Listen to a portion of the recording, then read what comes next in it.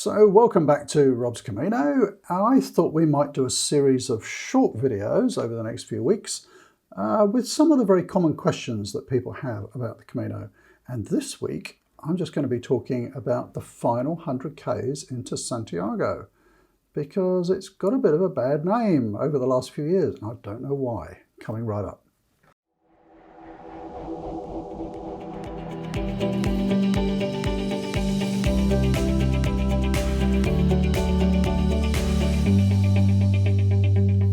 So this week I'd just like to talk about the last 100 Ks into Santiago, and I will preface this by saying I am no Camino expert because I have only walked the Camino Frances. I've done that one 3 times. My next one hopefully is going to be the Via de la Plata. There's probably a couple that I don't think I really want to walk, but I'll certainly be trying some others.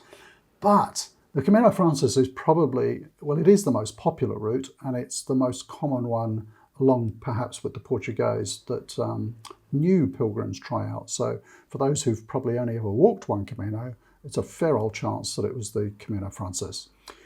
Now, what about the last 100 kilometres? Why is that relevant? Why is it different to any other section on the Camino Frances? Well, the last 100 metres kind of has got a bit of a bad rep over the last few years, and I just want to kind of give you a different perspective on it. A lot of people only walk the last 100 kilometres, and in fact they're generally walking about 115 kilometres because they're starting in Sarria and they walk into Santiago. That's 115 Ks. Why do a lot of people only walk that far? Well, because maybe they have limited time, but also to qualify for the Compostela, the little certificate that you get from the Pilgrim's Office to signify that you have indeed walked the Camino de Santiago, you must have walked at least 100 kilometres. So you combine that with the fact that people don't necessarily want to spend half the year walking, the last 100 kilometres or so becomes very popular, particularly on the Camino Frances, the Camino Portuguese, perhaps the English. There's a few different ways of just walking 100 kilometres. And hey, just walking 100 kilometres, that's a fair old walk. I'm falling into the trap myself of sort of denigrating people who only walk 100 Ks. So what's it really like? Well, it's interesting. Let me give you a few different perspectives. My very first Camino was on the Frances from Saint-Jean. So by the time I hit Sarria, I had almost walked 700 Ks. And I was exhausted and I was hurting and I really just wanted to get the whole thing finished. And then because that final section from Sarria, depending on the time of year that you're walking, of course, is so much more popular and it's busy, it's kind of, it's crowded and there's so many people and sort of literally coach loads of people.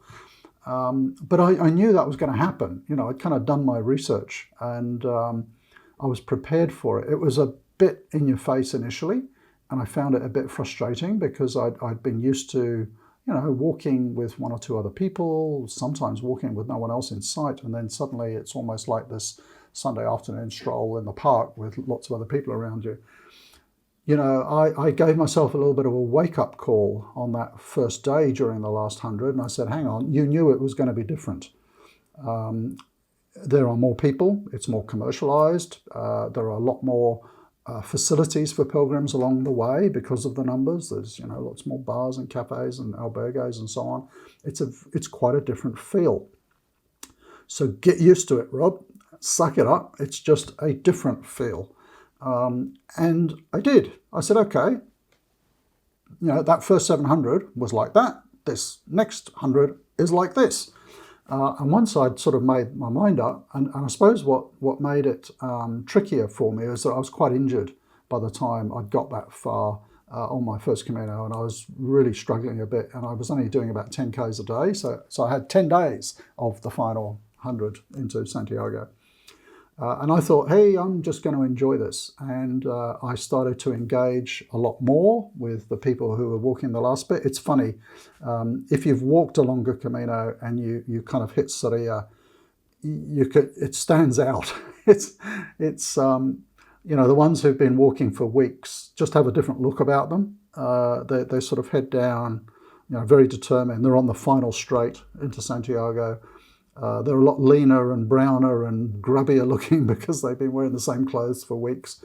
And then suddenly, 90% of the people around you are in nice clean clothes and carrying day sacks and all the rest of it. So the difference is quite noticeable. But I thought, what the heck? So it was very easy to spot, the people who had started in Soria. It's the point I'm making. So I made a point of chatting to lots of people. And it was great. I loved it. The scenery in that final section is fantastic, but the people were amazing. And all 3 times I've had the pleasure of walking that final 100 from Soria into Santiago. I have enjoyed it every single time, and largely because of the people. So, there was a busload, literally, of ladies from America who were being guided by a nun who was about 80 on the bus. They were wonderful people. Sure, they were doing their Camino in a different way than I was. They had a support bus with them, and they were just carrying little knapsacks with their lunch, and Sister, whatever her name, would be waiting at the next stop for them. But they were having a fantastic time, lovely people, and we walked with them for a bit and had a great chat. I met I met a lady who was walking with her blind husband, and she was guiding him, through that sort of final 100. All sorts of wonderful people and inspiring stories. So I guess why am I feeling I want to share this? Well, I guess for 2 audiences.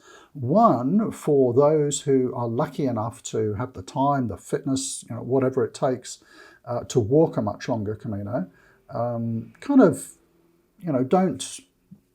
Don't not engage with those people who are just walking that shorter distance right at the end, because they're just doing it in a slightly different way. But then nonetheless great people there with great reasons for being there and having a great time. So do engage with them.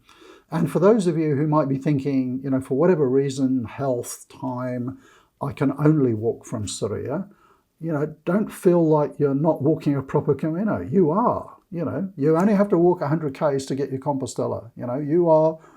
That's a heck of an endurance effort in its own, walking 100 Ks. How many people do you know who can walk 100 Ks? Don't sort of feel that you're somehow, it's not the right term, but don't feel that you're somehow less of a pilgrim because others are walking hundreds of kilometers. You're not, absolutely not. You are as much a pilgrim as anybody who's walked whatever distance, and probably more so. So that last 100 Ks, I find, is actually one of the nicest parts. Funnily enough, on my second Camino, I took my wife Pat, and we had done little sections. We kind of skipped along. We kind of did the Torregrino bit. I took her to walk over the Cruz de Ferro, and then we jumped forward and did a bit at Othobero, and because she didn't want to walk, a huge distance, but she wanted to get her Compostela. So we tried little different sections, and then we got to Soria, and we walked from there. To see that last section through her eyes was fantastic, because to her, that was the Camino. Walking from Soria was like, now I'm starting my Camino proper. She just had a sensational time. And on the last day coming into Santiago, I foolishly said to her, do you think you'd like to walk a longer one? She said, yeah, I'd like to walk from St. John. I thought, oh, bugger. So I didn't get to do one on my own the next time. So we walked together in 2018 from St. John, and she got all the way, which was amazing. So there we go. The topic this week was just, what's the last 100 like? So I suppose I've talked a little bit about, the longer distance walkers and the shorter distance walkers, but what's it really like, that last 100 kilometers? My experience is only on the Camino Frances, but I love it. The scenery is gorgeous. You walk through some beautiful towns and villages. There's some fantastic places to stop and eat. There's some wonderful churches. It's got everything that you really want on a Camino. And because it's such a popular section, the facilities are great. So there's loads of places to stay, loads of places to eat. You never have to walk too far, between villages and between stops. So for those who are maybe not fit or have health problems, it's a great section to walk.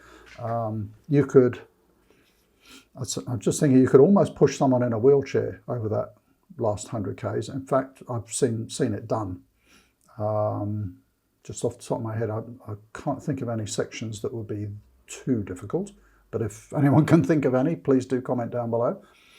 So it is a wonderful section from that regard. I really do enjoy it.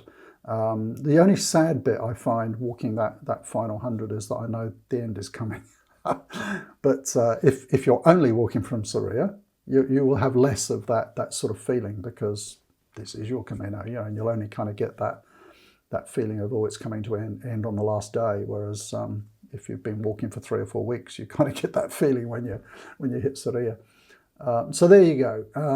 The last 100 Ks from Soria into Santiago is wonderful. I love it. The scenery, the people, the food. And if you've walked longer distances, or you're thinking of walking longer distances and you wonder how it might be different, yeah, it's a little bit different. There's a lot more people. It's a bit more commercialized. But hey, it is still wonderful.